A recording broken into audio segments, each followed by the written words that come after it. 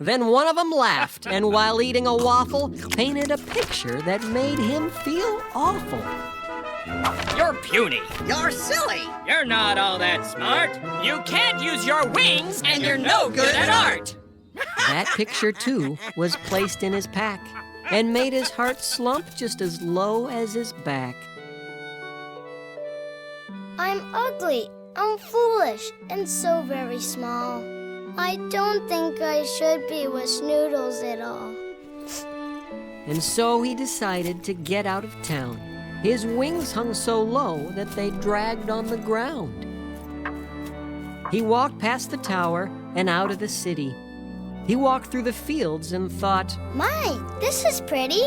The far lily bushes all blooming in yellow, and thimbledoe plants squirting snowberry jello. I might like it here, said the small snoodle fellow. Then, feeling some warmth coming back to his chest, he thought he would sit for a moment and rest. But try as he might to sit down with grace, the weight on his back knocked him flat on his face. Ha! That's a hoot! Said a voice from behind. A farmer stood up with a thimble vine. Why, you need a picture, my Snoodleberg bud, lest you forget how you look in the mud. And so in an instant, the picture was done and placed in his backpack, which now weighed a ton. The poor Snoodle struggled. He wobbled, he groaned. He stood to his feet and he said with a moan, Is there anywhere I can be truly alone?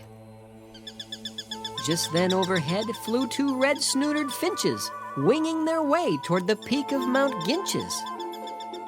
I see, said the Snoodle. Then that's what I'll do. The home for those finches will be my home too. So painfully, struggling under his pack, the small Snoodle inched up the big mountain's back. He crawled over boulders in rain and in lightning. He trudged on, though the journey was frightening. Till finally on Sunday, at 2:15, he spied all the meadows of Gildamanju and realized he was on top of Mount Ginches, alone with the wind and his thoughts and the finches. He thought of the Snoodles. He thought of the tower. He thought of the bell that would chime on the hour. He thought of his pack and his very long walk. He thought it so loudly, he heard his thoughts talk. Hello, said his thoughts. You've made quite a climb. That voice, he remarked, doesn't sound much like mine. Then he turned and he noticed he wasn't alone, for a man stood behind, near a cave in the stone. He looked like a Snoodle, though quite a bit bigger. Maybe a giant, the small Snoodle figured. I'm going, the Snoodle boy said with a huff. And don't paint a picture, I've got quite enough. But first, come inside, the man said. Have some tea. I'm so very pleased that you're visiting me.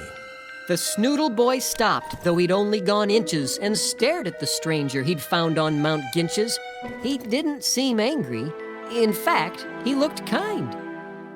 The poor little boy was confused. Are you blind? I'm puny. I'm silly. I'm not all that smart. I can't use my wings and I'm no good at art.